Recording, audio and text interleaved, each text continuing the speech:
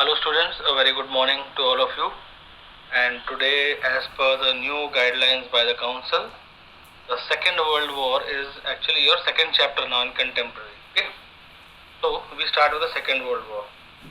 So, 20 years, 9 months after the end of the First World War, there came the Second World War, and it was a global military conflict.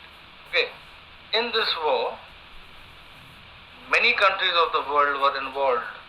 Actually, two blocks were formed. They were the Allies and the Axis. The war involved the mobilization of over 100 million military persons, making it the most widespread war in history. It is stated that the total war, the major participants placed their complete economical, industrial, and scientific capabilities at the service of the war effort, erasing the distinctions between civilians and military resources. Over 70 million people, the majority of them civilians, were killed. How many were killed? 70 million people were killed, making it the deadliest conflict in the human history. The starting date of the war is generally the 1st of September 1939, when German troops invaded Poland, and subsequent declaration of war on Germany by the United Kingdoms, France, and the British domination. The following were the main long-term causes, and the immediate causes are also recorded, which we will be doing earlier. So this was the way how the First World War started, right? Okay children, whenever anything begins, there always has to be two causes. Okay, and these two causes are always defined as the long-term causes and the immediate causes. Today we will discuss about all the long-term causes, because long-term causes are quite in plenty.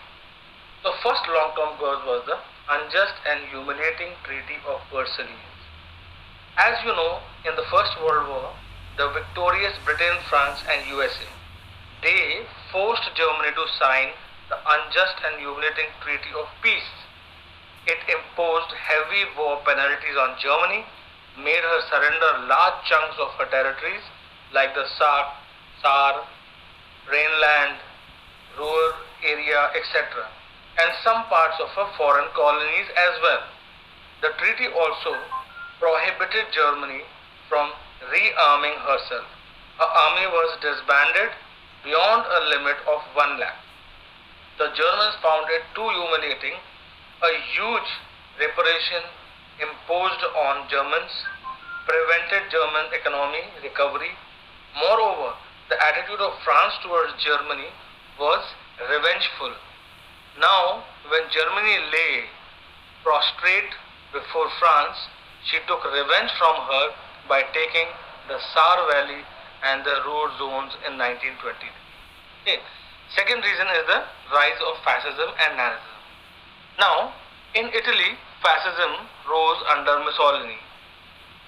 Actually, Italy in the First World War was fighting from the Britain-France side, and its expectations were very, very high because they were the winners. And Italy expected that it would gain quite a lot of territories as well as money, which was taken from Germany. But eventually what happened? When nothing was provided to Italy, then the Italians felt very, very bad, because the economical condition of Italy had gone down by that time, and nothing was gained. So eventually, when coalition governments were formed in Italy, they fell, and continuously, and due to which Mussolini's got a chance to rise and fascism increased in Italy, and Mussolini was the dictator of Italy. Secondly, if you consider the German side, in Germany also heavy war indemnities were imposed. Troops or their soldiers were rattled down. Economically, they were crippled. Okay, so even here also a number of coalition governments were formed in the Reichstag, but none of these governments could take or rise German up. Eventually the Germans also required one powerful leader, and this powerful leader turned to be Adolf Hitler. He formed the Nazi party, and with the help of Nazi party, his dictatorship of one man rule, one party rule, no opposition started. And this rise of fascism and Nazism and their foreign policies, which started to proclaim territories of other areas, this was the cause of the Second World War. Thirdly, we come to the policy of appeasement. When Italy and Germany, both of them started to invade their neighboring countries, at that time England and France kept quiet, although they were the members of the League of Nations. Because they kept quiet, so this gave a boost to Italy and Germany as well. Because Italy and Germany thought that these two countries, they are scared of us and they are not stopping us.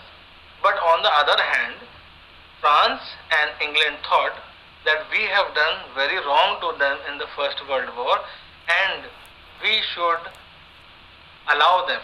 They will conquer a few territories and then they will become silent, because if we go and try to stop them, obviously there is going to be a war. So their policy was not to have another war, and this became the policy of appeasement, which was ununderstood by both Italy as well as Germany, and eventually this resulted in the Second World War, because the invasions of parts or countries of Germany and Italy extended beyond their territories, and this was later on tried to be stopped by British and France, and eventually the war started. Okay. Thirdly was the Japanese invasion of China. Japan, Italy and Germany, these formed an axis, that is the Rome-Berlin-Tokyo axis. According to them, Japanese was also quite this thing. Yeah, he wanted to conquer territories. So Japanese conquered all those colonies in China which were belonging to the British. So their invasions, and because Germany and Italy were supporting the Japanese, so eventually England was quite furious and it wanted to stop Japan, and eventually they invaded war on Germany and Italy because they were Japanese friends and supporters. Next was the weakness of the League of Nations. Although the League of Nations was formed, but there was no proper strategy, there was no proper laws on which they could act. So eventually what happened? The League of Nations did not, because once the League had to go and stop any country from war, either Britain or France, one of them would have to spend their entire army or even spend their money for it, for which they withdrew themselves back, and eventually the League of Nations could not work. As today the United Nations is somewhat like the League of Nations, but today every country member has to give contributions, not only of money but of their armies as well. So there is no load upon a single country, whereas at that time the entire load was upon Britain and France. And lastly was the armament race. As soon as Adolf Hitler and Mussolini came into power in Italy and Germany, they started to manufacture arms and ammunition at a large speed. They set up many factories and they started to employ youths into the army. They increased the size of their armies and also started to manufacture battleships, submarines, fighter planes, etc. And due to which other countries became scared.